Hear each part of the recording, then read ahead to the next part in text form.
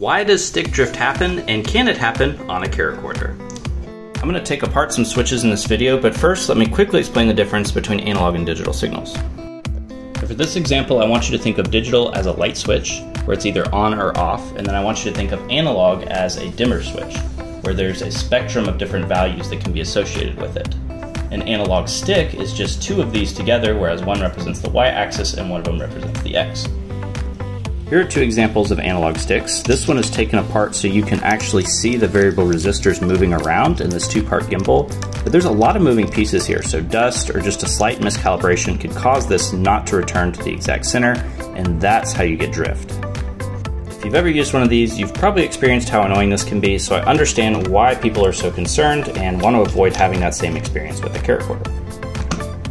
This is a 5-way tactile switch, very similar to the ones that are used on CharaChorder. Let's take it apart and see what's inside. So if you look under this interface, you can see these 5 points that it's sort of rolling around on inside the housing. And you also have these stamped concave metal discs that are located on top of each contact. And these are either on or off. It's a digital signal, which is why you can't get drift. Another huge benefit of that is you can feel and even hear those little metal bubbles popping in and out as you roll your fingers around.